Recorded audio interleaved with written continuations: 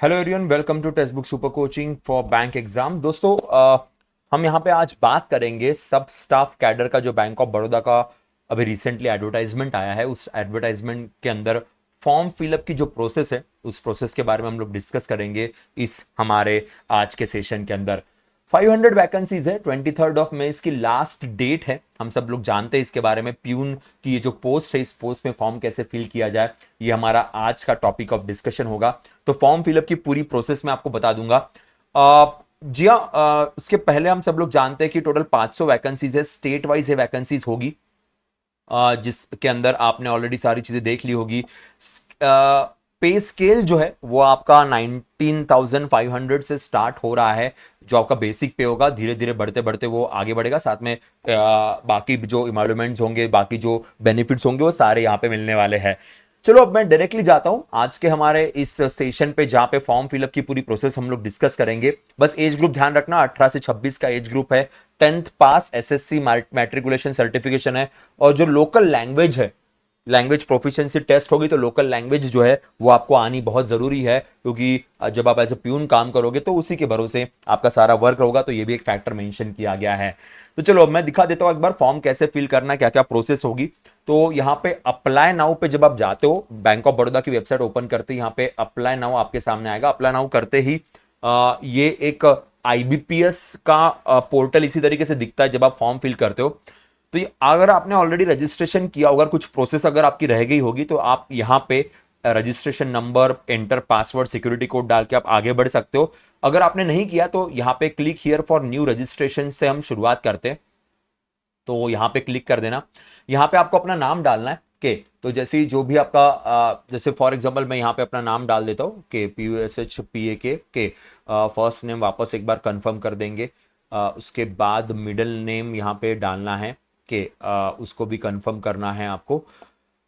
ठीक है।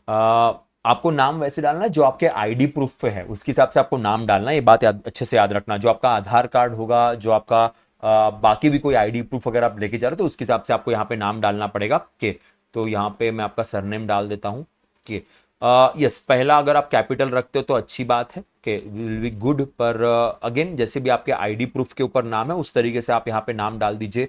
थोड़ा आपके लिए बेटर होगा, थोड़ा आपके लिए इजी आसान होगा। कोई भी गलती नहीं होनी चाहिए। इसे इसे डालने के बाद ना 2-3 बार क्रॉस चेक करना बहुत जरूरी है, क्योंकि यहाँ पे ऑटोमेटिक फुल नेम आएगा, तो उसे क्रॉस चेक कर लीजिएगा कि यहाँ पे आप मोबाइल नंबर डाल देते हैं। तो मैं अपना ही मोबाइल नंबर यहाँ डाल देता हूँ। एक अल्टरनेट मोबाइल नंबर अगर है तो ठीक है, नहीं है तो कंपलसरी नहीं है, क्योंकि यहाँ पे रेड स्टार मार्क नहीं है, तो कोई कंपलसरी यहाँ पे नहीं रहेगा। तो नहीं है तो कोई बात नहीं, पर अगर होगा तो डाल दीजिए। फैमिली मेंबर में से किसी का भी आप अल्टरनेट मोबाइल नंबर यहाँ पे डाल सकते हो। चलो मैं यहाँ पे डाल देता हूँ कि कोई इश्यू हम लोग नहीं रखना चाहते। ठीक, चलो मैंने यहाँ डाल दिया। अब यहाँ पे ईमेल आईडी, आपको जो भी ईमेल आईडी डालना है, तो मैं अपना यहाँ पे ईमेल आईडी डाल देता हूँ। आपका ईमेल आईडी होना जरूरी, अगर नहीं होगा तो एक बार आप बना लीजिएगा। dr.pushpak.pandav@the rate of मेरा जो gmail.com है, तो उसके हिसाब से यहाँ पे एक बार आपको पूरा का पूरा वापस डालना पड़ेगा कंफर्म करने के लिए। दोस्तों, जब भी आप ये सारी चीजें यहाँ पे डालते हो, तो सारे स्पेलिंग सब कुछ एक बार अच्छे से चेक कर लीजिएगा, ताकि कोई भी गड़बड़ वहां पे ना हो, ताकि कोई भी प्रॉब्लम वहां पे ना हो फ्यूचर के लिए। अब ये सिक्योरिटी कोड है, सिक्योरिटी कोड अच्छे से डालना। यहाँ पे ZJQ2J के इस तरीके से सिक्योरिटी कोड है। इसको सेव एंड नेक्स्ट हम लोग करते। Yes, are you sure you want to, okay कर दिया मैंने। ओके करने का नेक्स्ट पे आएंगे। नेक्स्ट पे फोटोग्राफ एंड सिग्नेचर की बात होगी के। फोटोग्राफ एंड सिग्नेचर के लिए यहाँ पे गाइडलाइंस मेंशन की गई है कि ये गाइडलाइंस एक बार ओपन करता हूँ। गाइडलाइंस में आप देख सकते हो, ये गाइडलाइंस आपके डॉक्यूमेंट्स के लिए भी है कि डेट ऑफ बर्थ का प्रूफ, जो 10th की मार्कशीट आपकी रहेगी, एजुकेशन सर्टिफिकेट रहेगा, वर्क एक्सपीरियंस सर्टिफिकेट है, कास्ट सर्टिफिकेट, ये आपके डॉक्यूमेंट्स के लिए है। ठीक है।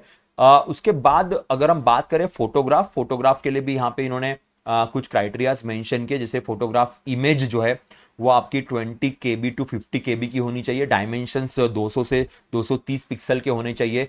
सिग्नेचर के लिए भी है, 140 से 60 पिक्सल के इसके डायमेंशंस होने चाहिए। 10 से 20 KB का आपका उसका साइज होना चाहिए। अगर आपने साइन की है के और उसका साइज थोड़ा ज्यादा है, क्योंकि आप वाइट पेज पे साइन करोगे, कैपिटल लेटर्स में साइन नहीं करनी है, नॉर्मल लेटर्स में साइन करोगे। साइन करने के बाद अगर सपोज आपने स्कैन किया, आपका फोटो खींचा और उसका अगर केबी ज्यादा है, तो मैं आपको सजेस्ट करूंगा कि अगर आपको नहीं कम करना आ रहा है तो आप किसी भी इंटरनेट कैफे वाले के पास जाइए, किसी भी जो फोटो कॉपी करवाते हैं, जेरोक्स करवाते हैं, उनके पास जाइए, वो आपको वो साइज कम करवा के दे देंगे। और वो इजी है, वैसे आप ऑनलाइन भी कर सकते हो, बहुत सारे ऐसे ऐप्स है जिसके थ्रू आप ये कम कर सकते हो। अगर इनकेस दिक्कत आ रही है तो मैं सजेस्ट करूंगा कि आप किसी के पास भी जाके एक बार करवा सकते हो।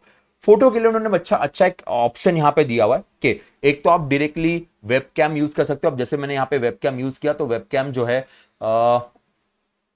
एक बार अलाउ दिस टाइम करता हूं, तो वेबकैम मेरा डिटेक्ट नहीं हो रहा है, तो ठीक है, चलो कोई बात नहीं। तो यहाँ पे क्यूआर कोड है, ठीक है। अब ये क्यूआर कोड जो है ना, ये अपने मोबाइल फोन से हम स्कैन करना है। तो मैं एक बार मोबाइल फोन से उसे स्कैन करता हूँ। आपका जो भी मोबाइल है, जैसे एंड्रॉइड होगा या किसी का एप्पल होगा, जैसी मोबाइल फोन है उससे आप इसे स्कैन कर दीजिए ibps.in। जैसे आप इसको स्कैन करोगे ना, ibps.in यहाँ पे आपको दिखाई देगा कि ibps.in पे चले गए। ibps.in पे जाते ही वहां पे कैप्चर फोटो आएगा कि कैप्चर फोटो आप अपना खुद का सेल्फी यहाँ पे खींच सकते हैं। कि जैसे फॉर एग्जांपल मैंने यहाँ पे अभी अपना सेल्फी खींच लिया, यूज फोटो करके आया हुआ है, अब ये अपलोड हो रहा है, तो इट विल टेक टाइम। देखो यहाँ पे आ गया के, सो अपलोडेड इमेज यहाँ पे आ गई है के, ठीक है। अब यहाँ पे एक और इमेज यहाँ पे डालनी है, ऐसा उनका कहना है। सो एक और इमेज हम यहाँ पे डाल देते हैं ताकि दिक्कत ना हो, ताकि कोई प्रॉब्लम ना हो। आ गई यहाँ पे, ठीक है। तो ये दोनों इमेजेस मेरी यहाँ पे आ गई है। अब मैंने इमेजेस ऐसी डाल दी क्योंकि मुझे फॉर्म तो फिल करना नहीं है, आप अच्छी डाल दीजिएगा। जब आप क्लिक करोगे तो जब तो मैंने बोलते बोलते खींच लिया, इसलिए तो आप थोड़ा अच्छे से यहाँ पे डाल दीजिएगा, ठीक है। आई confirm this is my valid photo. अब मैं सिग्नेचर को भी कर लेता हूँ, तो इस सिग्नेचर मैंने यहाँ पे डाउनलोड कर ली थी थोड़ी देर पहले। Okay done, so I confirm this.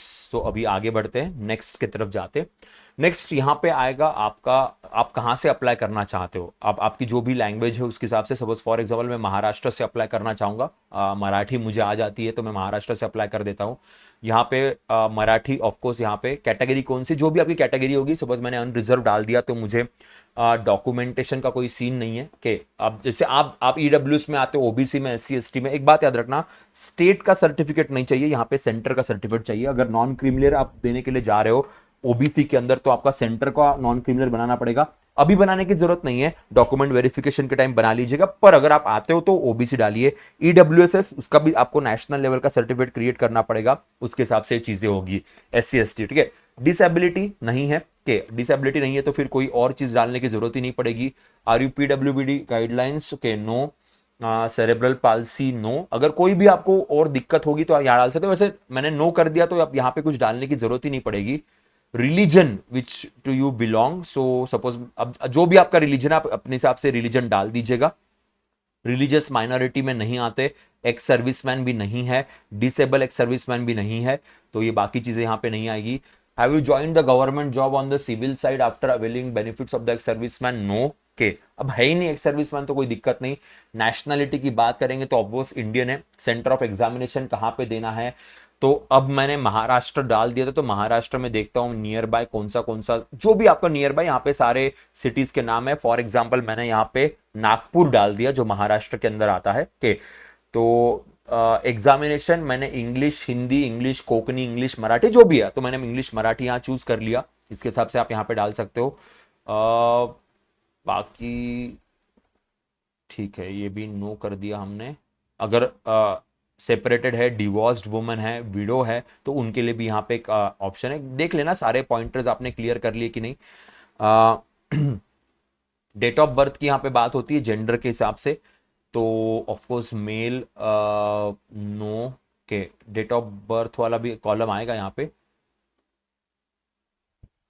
यहाँ पे मैंने मैरिड डाल दिया है, ठीक है। फादर्स नेम एक बार मैं डाल देता हूँ, वो भी डॉक्यूमेंट के हिसाब से आपको चाहिए, ठीक है।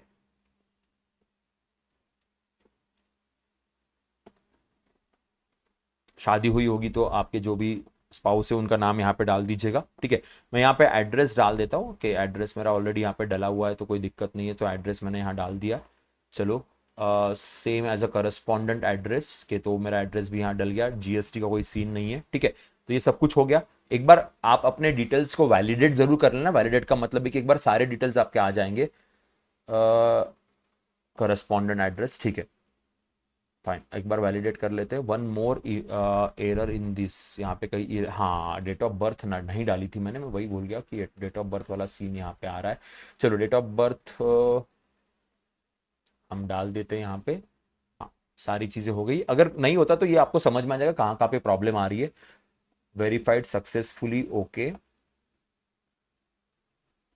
ठीक है। Save and next, save and next जाने के बाद यहाँ पे आपके सारा ये आएगा कि आपके एजुकेशन डॉक्यूमेंटेशन, अगर आपने कहीं पे जॉब किया उसकी इंफॉर्मेशन आपको डालनी है, तो आपका जो भी एजुकेशन डिग्री पे जो कौन सी स्ट्रीम है, क्या कौन से सब्जेक्ट्स थे, कौन सी यूनिवर्सिटी है, date of passing, marks, grades, ये सब कुछ यहाँ पे आपको डालना होगा। अगर आपने कहीं पे जॉब किया तो वो भी आपको यहाँ पे डालना होगा। लैंग्वेजेस मराठी के अलावा हिंदी भी आती है और इंग्लिश के, तो आप यहाँ पे लैंग्वेज डाल दीजिए। लैंग्वेज में रीड आता है, राइट भी करना आता है, स्पीक भी करना आता है, तो सब कुछ यहाँ पे आप ऐड कर दीजिएगा, उसके हिसाब से चीजें आगे बढ़ेगी आपकी। ठीक है, अब मैं बाकी चीजें यहाँ पे नहीं डाल रहा हूँ, वो तो आपको अपने हिसाब से डालनी पड़ेगी। तो इसको सेव एंड नेक्स्ट करने के बाद जो है कि यहाँ पे डॉक्यूमेंट्स अपलोड करना पड़ता है। डॉक्यूमेंट्स अपलोड करने के बाद फिर पेमेंट की तरफ हम जाएंगे। के तो एक प्रीव्यू आएगा, प्रीव्यू आपके सारे इसका आएगा कि आपके क्वालिफिकेशन को लेके प्रीव्यू आएगा, आपके बेसिक्स को लेके प्रीव्यू आएगा, everything will be there. Okay, तो ये सारी चीजें आपके सामने आएगी। फिर उसके बाद अपलोड, अपलोड में आपके डॉक्यूमेंट अपलोडिंग वाला कंसेप्ट आएगा कि जैसे यहाँ पे लिखा था, मैं आपको दिखा देता हूँ कि इनके नोटिफिकेशन के अंदर यहाँ पे मेंशन किया गया है, देखो यहाँ पे कि documents are required for upload. So आपका डेट ऑफ बर्थ सर्टिफिकेट है, कास्ट कैटेगरी सर्टिफिकेट है, पीडब्ल्यूडी है, वर्क एक्सपीरियंस है, तो जो भी डॉक्यूमेंट है यहाँ पे आपको सबमिट करना है। इसमें 500 KB नॉट एक्सीडिंग 500 KB यहाँ पे मेंशन किया गया, इसके हिसाब से आपको फिल करना पड़ेगा, ये एक फैक्टर यहाँ पे रहेगा। वो करने के बाद फिर डायरेक्टली आप पेमेंट की तरफ जाओगे। तो डॉक्यूमेंट्स वही है, आपका SSC, आपका HSC, ग्रेजुएशन किया होगा तो वो उसका डॉक्यूमेंट के, तो जो डॉक्यूमेंट यहाँ पे मेंशन किए गए बस उतने ही आपको फिल करने। तो यूजुअली यहाँ पे सिर्फ 10th मार्कशीट बोली हुई है कि एजुकेशन सर्टिफिकेट रिलेवेंट अगर कोई आपने लिखा है तो वो ऐड कर दीजिए, वर्क एक्सपीरियंस ऐड कर दीजिए। कास्ट सर्टिफिकेट अभी आपका होगा कि सर अभी 2024 का भी आपके पास है, 2025 का भी आपके पास नहीं, तो आप सिर्फ कैटेगरी कास्ट सर्टिफिकेट डाल दीजिए। जो उसका दूसरा सर्टिफिकेट जब आप डॉक्यूमेंट वेरिफिकेशन करोगे तब आप अलग से उसको डलवा सकते हो, कोई दिक्कत नहीं है।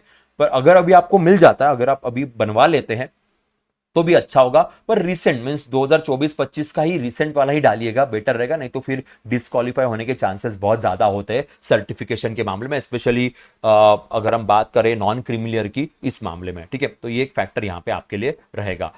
चलो, तो ये पेमेंट उसके बाद फिर आपका ये पूरा का पूरा हो जाएगा। आपके मेल पे आपको डिटेलिंग मिल जाएगी, प्लस आपको मैसेज भी आ जाएगा कि आपने यहाँ पे अपना कंप्लीशन कर दिया। सपोज फॉर एग्जांपल आपका डॉक्यूमेंट फिलहाल नहीं है, तो आप उसको कुछ देर के बाद भी अपलोड कर सकते हो, कोई दिक्कत यहां पे नहीं है। पेमेंट अगर आपका पेमेंट तक रुक जाता है तो पेमेंट को भी आप बाद में कर सकते हो, पर याद रखिएगा लास्ट डेट जो है वो लास्ट डेट बहुत मैटर करेगी। तो एक बार वापस हम एडवर्टाइजमेंट की तरफ जाते हैं। लास्ट डेट जो यहाँ पे मेंशन की गई है वो है 23/5 से पहले ये फॉर्म जरूर फिल कर दीजिएगा। ठीक है, तो दोस्तों ये था हमारा बैंक ऑफ बड़ौदा का फॉर्म फिलिंग का प्रोसेस। मैंने लास्ट वाले डॉक्यूमेंट वेरिफिकेशन, डॉक्यूमेंट अपलोडिंग तक मैं नहीं गया, बट वो आपको आसानी से समझ में आएगा। स्पेशली प्रॉब्लम इमेज और साइन को लेके आती है, जहां पे ध्यान रखिएगा। और 500 के भी आपका जो भी सर्टिफिकेट है उसका साइज आप कम कर दीजिए। That's all from my side, will see you in the next session. तब तक के लिए बाय बाय, टेक केयर।